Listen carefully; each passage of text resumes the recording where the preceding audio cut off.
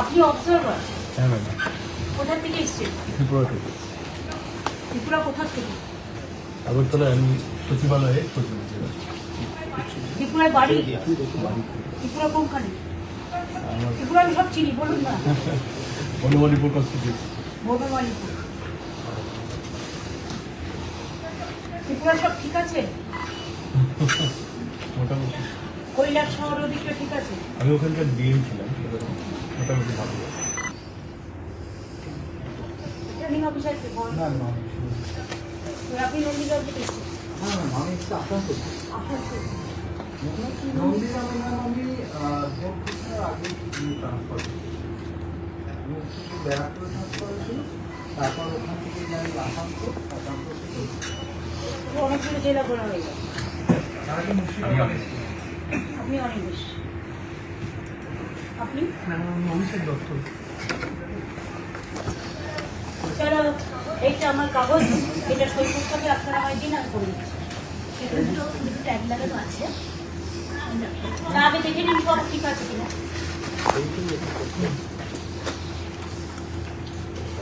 যদি ঠিক না থাকে আমাকে প্লিজ একবার জানাবেন। এটা ফটোটা আছে, কিন্তু ফটো দেখবেন সবার জন্য এক সাইজ হয়।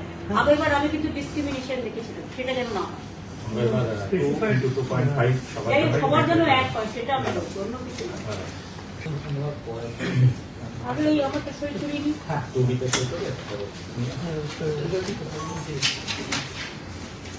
কি অবজারভার ঠিক আছে তো?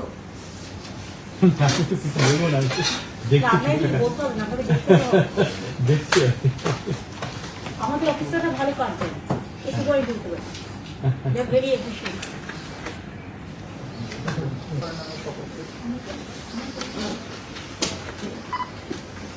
আমি মমতা ব্যানার্জি পশ্চিমবঙ্গের বিধানসভার একটি আসন পূর্ণ করার উদ্দেশ্যে মনোনীত হয়ে সত্যনিষ্ঠার সাথে প্রতিজ্ঞা করছি যে আমি বিধি দ্বারা প্রতিষ্ঠিত ভারতের সংবিধানের প্রতি সম্পূর্ণ শ্রদ্ধা ও নিষ্ঠা জ্ঞাপন করব এবং আমি ভারতের সার্বভৌমত্ব ও অখণ্ডতা রক্ষা করব।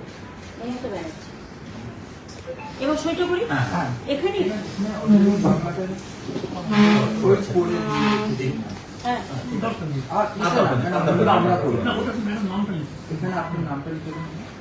Everything is alright. আপনারা সবাই ভালো থাকবেন। আগাম অ্যাডভান্স শুভ নববর্ষ। Thank you so much. আবার দেখা হবে। আপনাদের সকলকে বলি, আমি 365 দিন এখানে থাকি। আমার ধর্ম, কর্ম, বর্ণ, আন্দোলন সবকিছুই ভবানীপুরকে ঘিরে। আমি ছোট্টবেলা থেকে এখানেই আছি, এখানেই থাকি, এখান থেকেই আমার সবকিছু। এবং তাই ভবানীপুরের মানুষদের আমার ধন্যবাদ, আমার নমস্কার, আমার সালাম। সকলের জন্য অনেক অনেক শুভনন্দন, শুভ কামনা। আমি মনে দুঃখ নিয়ে করছি, কারণ এত নাম বাদ দিয়েছে মানুষের। আমরা এখনো বলবো, এটা সুপ্রিম কোর্টেরই অর্ডার ছিল। 32 লক্ষ নাম উঠেছে 1,20,00,000-এর মধ্যে, সেটাও আমার কোর্টে কেস করার জন্য। বাদ বাকি 58 লাখ খোলাই হয়নি। তার মধ্যে কিছু বাদ হতে পারে যারা ডুপ্লিকেট ভোটার বা মৃত ভোটার। বাদ বাকি এমনকি অ্যাডজুডিকেশনে যে 27 লাখ কয়েক হাজার বাকি আছে, 50,000-এর 60,000-এর মতো, তাদের ভোটাধিকার দেওয়া উচিত বলে আমি মনে করি। পরে নাম তুলে কি হবে? তারা তো ভোটটা দিতে পারবে না। সুতরাং এটা তো সুপ্রিম কোর্টেরই অর্ডার ছিল। যারা অ্যাডজুডিকেশন আছে তারা জেনুইন ভোটার এবং তাদের ভোটটা তোলা উচিত। এটা সুপ্রিম কোর্টই বলেছিল যে তারা ট্রিব্যুনালে বাদবাকি লোকেরা যাবেন এবং ট্রিব্যুনালে সেটেলড হবে। তাহলে ফ্রোজেন করে দেওয়ার মানেটা কি? এটা আমার মাথায় ঢুকছে না। আমরা এটা নিয়ে আবার যাব, আবার বিচার চাইব। রাম রাম বন্ধুরা, আপনারা কেমন আছেন অবশ্যই কমেন্টে জানাতে পারেন। তো সকলকে স্বাগত বিষ্ণু বিশ্বাসের ছোট্ট ইউটিউব চ্যানেলে। তো আজকে মাননীয় মুখ্যমন্ত্রী মমতা বন্দ্যোপাধ্যায় তিনি ভবানীপুরের নমিনেশন ফাইল জমা দিতে গেছিলেন বা নমিনেশন ফর্ম জমা দিতে গেছিলেন। সেখানেও কার্যত কি বলা যায়, কি হয়েছে, তিনি বলছেন আবার তিনি যাবেন সুপ্রিম কোর্টে। তিনি দুঃখিত যে 27 লক্ষ নাম বাদ গেছে, তিনি দুঃখিত, তিনি আবার যাবেন সুপ্রিম কোর্টে। তো আপনি যান না, আমরা তো দেখতে চাই, আপনি যান। একবার তো গেছিলেন, আরেকবার যান, কালো ড্রেস পরে যান। কি দরকার এত কোটি কোটি টাকা দিয়ে কপিল সিব্বলের মতন একজন উকিলকে রাখা, তারপরে কল্যাণ বন্দ্যোপাধ্যায়, তারপর নতুন একজন মহিলাকে এবার রেখেছেন। কি দরকার এত উকিলকে রাখা? আপনি নিজে যান, নিজে লড়ুন, আপনি নিজে যান। আর বাংলার মানুষকে কীভাবে ভুল বোঝাচ্ছেন কার্যত। বলছেন আমি কেস করেছি তাই এই নামটা উঠেছে, 32 লক্ষ যে নামটা উঠেছে সেটা মাননীয় মুখ্যমন্ত্রী কেস করার ফলে হয়েছে। আপনি গিয়ে মানুষের যে কী বাসটা দিয়েছেন সেটা আপনিও জানেন, এবং বাংলার প্রতিটা মানুষও জানে যে কত বড় বাস দিয়েছেন আপনি গিয়ে সুপ্রিম কোর্টে। এই যে আজকে কি 27 লক্ষ মানুষের নাম বাদ যেত না, কিন্তু অনেক জেনুইন ভোটারও নামও কিন্তু বাদ চলে গেছে এই 27 লক্ষের মধ্যে। অবশ্যই অবৈধ ভোটার তো আছেই, তো এই 27 লক্ষের মধ্যে অনেক জেনুইন লোকও আছে, এটা আমিও মনে করি, এবং এটা অনেকেই মনে করেন, সবাই মনে করেন। কিন্তু হলে বাদটা গেল কেন বলুন তো? ওই যে মাননীয় মুখ্যমন্ত্রী চলে গেছিলেন সুপ্রিম কোর্টে, তারপরে সুপ্রিম কোর্টের আদেশে বিচারকরা তথ্য যাচাই করেছেন, এবং বিচারকরা যখন করেছেন তখন এক চুল এদিক সেদিক হয়েছে কি কেটে দিয়েছে নামটা, এক চুল এদিক সেদিক হয়েছে তো কেটে দিয়েছে। যদি যেভাবে এসআইআরটা প্রথম দিক থেকে হচ্ছিল, নির্বাচন কমিশনের লোকেরা, মানে আমাদের রাজ্যেরই তো লোকেরা না, নির্বাচন কমিশনের লোকেরা মানে আমাদের রাজ্যের লোকেরা, আরও বলুন আরও বলুন, তারা তো আমাদের লোকেরাই ছিল। তারা যদি করতেন, যাই হোক একটু ছাড় দিতেন কার্যত, আমার যেটুকু মনে হয় একটু এদিক সেদিক হলেও তাদের নামটা থাকতো, এই 27 লক্ষ নামটা হতো না, মানে যারা জেনুইন ভোটার তাদের নামটা থাকতো। কিন্তু মাননীয় মুখ্যমন্ত্রী তো তস সইল না, তিনি ভাবছেন যে সমস্ত কিছু সবার নাম বাদ দিয়ে দিচ্ছে। তিনি ছুটে গেলেন সুপ্রিম কোর্টে, তারপরে সুপ্রিম কোর্টে রায় দান করলেন যে কলকাতা হাইকোর্টের প্রধান বিচারপতির নেতৃত্বে একটি কমিশন গঠন করা হবে, এবং তারা এই যাচাই বাছাই করবে। এখন বিচারকরা যখন যাচাই বাছাই করবে তখন তো তারা মানে সঠিকভাবে এক চুল এদিক সেদিক দেখবেন না, তাকে এক চুল এদিক সেদিক দেখবে, তা তো দেখবে না। একটু ভুল হয়েছে কি কেটে দিয়েছে, পরিষ্কার পরিচ্ছন্ন কথা। আর সেটার দোষও তো আমাদের রাজ্যের মাননীয় মুখ্যমন্ত্রী, তার জন্য দোষ, তার লোকেরাই তো করেছে। আরও কারা? তারা পশ্চিমবঙ্গের রাজ্যের লোক। তার এখন অনেকেই তো শুনেছি ইচ্ছা করে উনি কি বুংচাং মানে উল্টোপাল্টা কাজ করেছেন, যেখানে পাসপোর্ট চাওয়া, যেখানে আধার কার্ড দিয়েছেন, অনেক ভুল করেছেন। তো এবার যে সমস্ত কাগজপত্র জমা দেওয়া হয়েছে তার ভিত্তিতে যাচাই বাছাই করা হয়েছে, সেই ক্ষেত্রে কী হয়েছে, জেনুইন ভোটার তাদেরও কাগজপত্র উল্টোপাল্টা করে নিয়েছেন। তারপরে যদি বিচারকদের কাছে পাঠানো হয় তো বিচারকদের দেখেই তো নামটা মানে বাদ দিয়ে দেবে, তাই তো মানে আমি মাঝে ভাবি যে যাওয়ার কি দরকার ছিল সুপ্রিম কোর্টে, যেভাবে হচ্ছিল এসআরটা। আমার মনে হয় না যে এত লক্ষ নাম, মানে এই 27 লক্ষের মধ্যে অন্তত কিছু মানুষ বেরোতো যেগুলো ভালো জেনুইন ভোটার, কিন্তু তাদের কোনো গাফলতির কারণে, গাফলতি মানে যারা কাগজ জমা নিয়েছে তারাই কোনো কিছু করেছে, বা যাই হোক কোনো ভুল ছিল, ছোটোখাটো ভুল, যেটা কিন্তু ঠিক হয়ে যেত, কিন্তু বিচারকরা তো সেটা দেখবে না। বিচারকরা পুরো একদম আত্মকাছের নিচে রেখেছে, তাই বাদ গেছে নাম। এখন মাননীয় মুখ্যমন্ত্রী বলছেন আবার যাবো সুপ্রিম কোর্টে। আমরা তো চাই আপনি যান, আপনি তো একবার গেছেন, আরেকবার যান। আর আপনি যে কী পাসটা দিয়েছেন সেটা মানুষ, বাংলার পশ্চিমবঙ্গের সাধারণ মানুষরা বুঝতে পারছে। এই যে 27 লক্ষ নামটা বাদ গেছে, তাদেরকে সবাইকে কী করেছেন আপনি? জুডিশিয়ারিতে নিয়ে চলে এসছেন, ট্রাইব্যুনাল কোর্টে নিয়ে চলে এসছেন। ট্রাইব্যুনাল কোর্ট মানে বুঝলেন, এই যে 27 লক্ষ নাম বাদ গেছে তাদেরকে কোর্টের মাধ্যমে কোর্টে যেতে হবে, কোর্টে গিয়ে প্রমাণ করতে হবে যে তিনি বৈধ, তার নামটা থাকা উচিত। এমন একটি কাজ করেছেন আপনি। প্রথমে কিন্তু তা হচ্ছে না, প্রথমে এমনি তাদের নামগুলো বাদ যাচ্ছে, তারা যদি চাইতো তারা কিন্তু আবার রিঅ্যাপ্লাই করতে পারতেন যে আমার নামটা থাকা উচিত, কোনো ঝামেলা হচ্ছিল না। কিন্তু এখন যেটা করেছেন আপনি করেছেন এটা, যে এখন কোর্টের মাধ্যমে করতে হবে। এই 27 লক্ষের যে নাম বাদ গেছে কোর্টের মাধ্যমে, কোর্টে যান।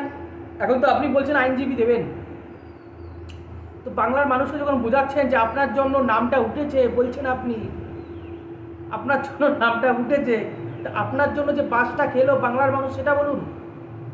আপনি না গেলেও নাম এমনিও উঠতো, আর ভালো করে উঠতো, আর বেশি লোকের নাম উঠতো।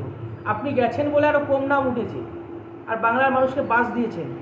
এখন এই 27 লক্ষ যে নামটা বাদ গেছে তার ট্রাইব্যুনাল কোর্টে যেতে হবে, কোর্টে গিয়ে তাকে উকিল নিয়ে যেতে হবে এবং তাকে কার্যত প্রমাণ দিতে হবে যে তিনি একজন ভারতীয় লোক। তাহলে আপনি কত উপকার করেছেন মানুষের, সে অন্য কথা। তারপরের কথায় আমি আসছি, আপনারা দেখতে পারলেন যে অফিসের ভিতরেও একটা কি সুন্দর নাটকীয় স্থান ঠিক তৈরি হয়েছিল। তিনি গিয়েই প্রথমে জিজ্ঞেস করলেন, যিনি মাইক্রো অবজারভার অফিসার ছিলেন, যখনই শুনলেন তিনি ত্রিপুরার, তিনি আবার জিজ্ঞেস করছেন ত্রিপুরার কোথায়, ত্রিপুরার সব কিছু ভালো আছে তো? মানে তিনি কি কিছু কিছু কি বলাতে চাচ্ছিলেন যে ত্রিপুরাতে বিজেপি আছে, তো বিজেপি শাসকের শাসনের সব ঠিকঠাক আছে তো, এই কথাটা কি বলতে তিনি জানতে চাচ্ছিলেন কার্যত আমার মনে হয়। কিন্তু যাই হোক, মাইক্রো অবজারভার অফিসার বললেন যে না, সমস্ত কিছু ভালো আছে, সমস্ত কিছু ভালো আছে। তিনি নমিনেশন ফর্ম জমা দিতে গেছেন, তিনি যে জিজ্ঞেস করছেন কোথায় বাড়ি, যেই বলেছে ত্রিপুরা, বলছে ত্রিপুরা সমস্ত কিছু ভালো তো, সব ভালো আছে তো। তিনি কি জানতে চাচ্ছিলেন যে বিজেপি শাসিত রাজ্য যেহেতু ত্রিপুরা, সেখানে কিছু ভালো নেই, সেটা কি বলানোর চেষ্টা করছিলেন? অবশ্যই আপনারা কমেন্টে জানান তো, সেটা নিয়ে বাইরে এসে আবার রাজনীতি করবেন, হতেও তো পারে না। সেটা কি করানোর চেষ্টা হচ্ছিল? অবশ্যই আপনারা কমেন্টে জানান। তারপরে আমার তো খুব হাসি লাগলো যে তিনি যে কাকে খুঁজছেন, নন্দীগ্রামের যে ইনি অফিসার, যিনি ভবানীপুরে বদলি হয়ে এসেছেন, তাকে খুঁজছেন। কারণ এই নন্দীগ্রাম অফিসার যে বদল হয়ে যে ভবানীপুরে এসেছেন, সেই নিয়ে তিনি অনেক সরগোল করেছেন, সেটা নিয়ে অনেক খবর হয়েছে। কিন্তু এমন একটি ভাব করছিলেন যে নন্দীগ্রাম হচ্ছে পশ্চিমবঙ্গের বাইরে, নন্দীগ্রাম হচ্ছে পশ্চিমবঙ্গের বাইরে। কি মুশকিল! আরে মশাই, পশ্চিমবঙ্গের ভিতরেই তো লোক। আপনি তো বলেন যে সবাই আপনার লোক, সবাই আপনার লোক, তাহলে নন্দীগ্রাম থেকে কেউ যদি ভবানীপুরে কোনো অফিসার যদি আসে ভোটের কাজে বা ভোট করাতে, প্রবলেমটা কিসের? প্রবলেমটা কোথায়? এটা আমি বুঝি না, প্রবলেমটা কোথায় বন্ধুরা? আপনারাই কমেন্টে জানান। তিনি তো বলেন না সবাই তার লোক, সবাই আমার লোক, তাহলে ভয়টা কিসের? আপনারা অবশ্যই কমেন্টে জানান ভয়টা কিসের।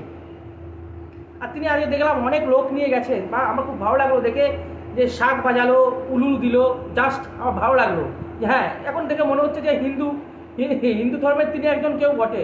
এটা অন্য সময় তো দেখা যায় না, অন্য সময় তো বোঝাও যায় না। বোঝা যায় কি? আপনারা কমেন্টে জানান। অন্য সময় কিন্তু বোঝা যায় না, আজকে তো বেশ বোঝা যাচ্ছিল। কিন্তু এত লোক নিয়ে গেছেন আপনি, বাপরে বাপ, মনে হচ্ছে মেলা হচ্ছে। এত লোক, নমিনেশন ফর্ম তিনি জিতেই গেছেন কার্যত, এমন একটা ভাব করতে করতে তিনি যাচ্ছেন। কি বোঝাতে চাইছেন? যে আমার পিছনে অনেক লোক রয়েছে, আমার পিছনে অনেক লোক রয়েছে। অবশ্যই আপনারা কমেন্টে জানান। না, শুভেন্দু অধিকারী কিছু দেখাতে চাইছেন? দেখুন, শুভেন্দু অধিকারী দিন গেছিলেন 17 জন লোক নিয়ে গেছিলেন, কিন্তু মাননীয় মুখ্যমন্ত্রী আজকে পুরো দল বেঁধে গেছেন, দল বেঁধে নমিনেশন ফর্ম জমা দিতে গেছেন। আর এখান থেকেই মনে হচ্ছে কোথাও না কোথাও তিনি খুব চিন্তিত, তিনি খুব ভীত। তিনি বোঝাতে চাইছেন যে আমার পিছনে লোক আছে, আমার পিছনে লোক আছে, তিনি বোঝাতে চাইছেন। কারণ তিনি, আমি বলছি না এই কথা, যারা বিশেষজ্ঞ, যারা রাজনৈতিক বিশ্লেষক, তারাই বলছেন যে ভবানীপুরে মাননীয় মুখ্যমন্ত্রী মমতা বন্দ্যোপাধ্যায় কিন্তু হেরে যেতে পারেন। কারণ যেভাবে শুভেন্দু অধিকারী এলে যে জনজোয়ার দেখা যাচ্ছে, সেটা কোথাও না কোথাও সেই ইঙ্গিতই দিচ্ছে। এবং 2021-এর যদি আপনারা ভোট ফলাফল দেখেন, তাহলে আপনারা বুঝতে পেরে যাবেন কার্যত ভবানীপুরে ঠিক কী হয়েছিল, বা কত ভোটে জিতেছিলেন, আপনারা বুঝতে পারবেন। তো আমার না কোথাও মনে হচ্ছে তিনি খুব চিন্তিত, তিনি খুব ভয় পাচ্ছেন, তাই তিনি দল বেঁধে যাচ্ছেন। তিনি কার্য দেখাতে যাচ্ছেন যে আমার পিছনে কত লোক, দেখুন আমার পিছনে কত লোক। আপনাদের কি মনে হচ্ছে? আপনারা অবশ্যই কমেন্টে জানান। তারপরে আমি একটা জিনিস দেখাবো, এই যে ভবানীপুরের যে তিনি যে লোকগুলোকে নিয়ে গেছেন, তাদের মধ্যে একজন যুব সম্প্রদায়ের